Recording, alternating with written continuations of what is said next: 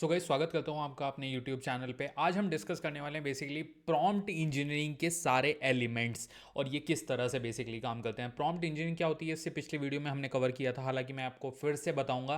Prompt मतलब है communication का स्टाइल। प्रॉम्प्ट इंजीनियरिंग है कम्युनिकेशन का स्टाइल, आप कितना स्पेसिफाइड तरीके से कर रहे हो एक चैट बोट या एक जनरेटिव एआई के प्रोडक्ट के साथ। ओके, तो आज उसके जो मेन 6 पार्ट हैं, बॉडी जिससे पूरी डिज़ाइन होती है, पूरा एक प्रॉम्प्ट का जो आप कह सकते हो बैकएंड पूरा डिज़ाइन किया जाता है, तो वहाँ पे क्या 6 सबसे इंपॉर्टेंट जो पॉइंटर हैं वो याद रखे जाते हैं। आज हमारा टॉपिक होने वाला है वो। तो इसके आज हमारे टॉपिक हैं जो 6 मोस्ट इंपॉर्टेंट थिंग्स हैं, मोस्ट इंपॉर्टेंट थिंग्स।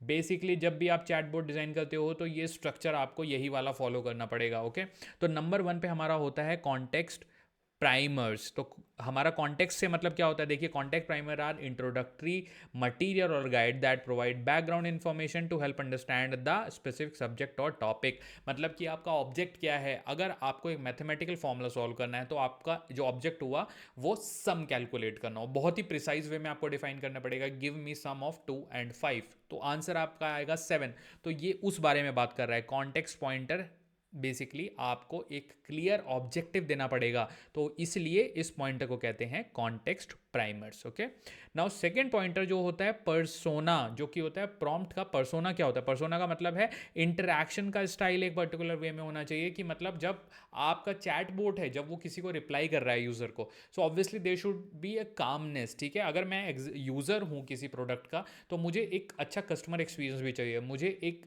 आंसर के साथ एक पॉजिटिव वाइब, पॉजिटिव फीलिंग चाहिए कि मुझे रेस्पेक्टेड वे में मेरा आंसर मिला है। तो वो बेसिकली प्रॉम्प्ट पर्सोना के थ्रू होता है। Next is output format.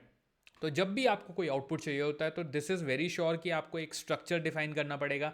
That is what it talks about, structure and arrangement in which the result of programme should come. Obviously अगर आपको एग्जाम्पल के तौर पर एक सी लैंग्वेज का प्रोग्राम चाहिए, ओके, सी लैंग्वेज में आपको यहाँ पे कुछ डिफाइन करना है, यहाँ फिर आपको let's say C plus plus में कुछ डिज़ाइन करना है, तो ऑब्वियसली आपको वो प्रॉपरली डिफाइन करना पड़ेगा कि perform this operation in C plus plus.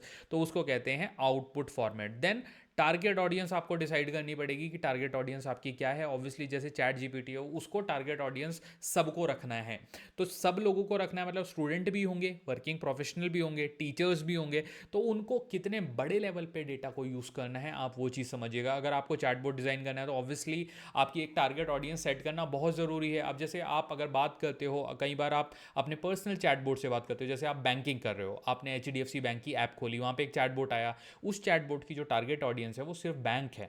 अगर आप उससे बात करोगे what is the weather in Bangalore, what is the weather in Delhi, या who what is the capital of Uganda, तो वो आपको उसमें रेलेवेंट आंसर नहीं दे पाएगा, क्योंकि उसके पास बैकएंड पे उतना डेटा ही नहीं है कि वो आपकी नीड को सेटिस्फाई कर सके।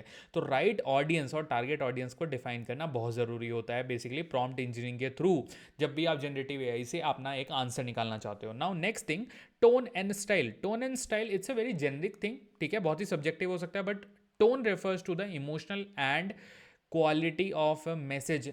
बेसिकली टोन, ये जो लैंग्वेज मैंने लिखी है, आप इससे ज़्यादा ये समझना कि टोन मतलब आपकी बात करने की एक टोन होती है। अभी जिस तरह से मैं आपसे बात कर रहा हूँ, एक इन्फॉर्मेटिव वे में मैं बात कर रहा हूँ।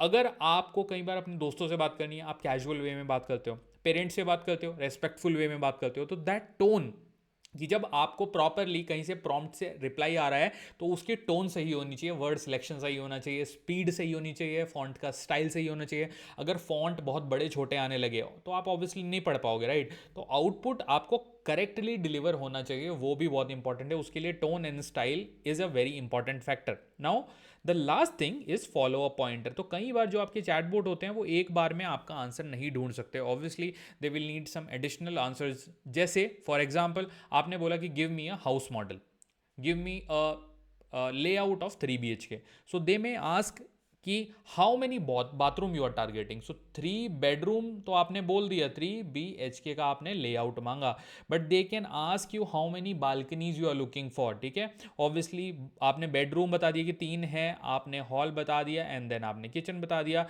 बट आपने ये स्पेसिफाई तो किया नहीं कि बालकनी कितनी है। तो it can ask you how many balcony you have in your flat, so that is a follow up prompt.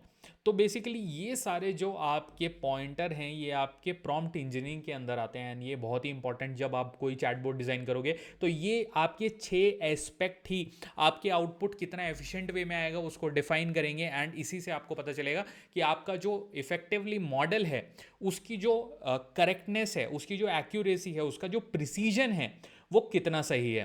तो इन पॉइंटर को प्लीज़ आप याद रखिएगा, एंड जनरेटिव एआई में जब भी आप मॉडल डिज़ाइन करते हो ये आपको चीज़ें पता होनी चाहिए। ओके, तो चलिए इस वीडियो को मैं यहीं पे एंड करता हूँ। This is more of a informative video on prompt engineering algorithm. तो ये है हमारा algorithm, number 1 step, number 2 step, number 3 step, number 4, number 5, number 6। Okay, तो अगर आपको वीडियो पसंद आया है तो प्लीज़ वीडियो को लाइक कीजिएगा, ज़्यादा से ज़्यादा शेयर कीजिएगा, एंड मेरे यूट्यूब चैनल को प्लीज़ सब्सक्राइब कीजिएगा to give me some support. Thank you so much guys. चलिए मिलते हैं आपसे अगले वीडियो में।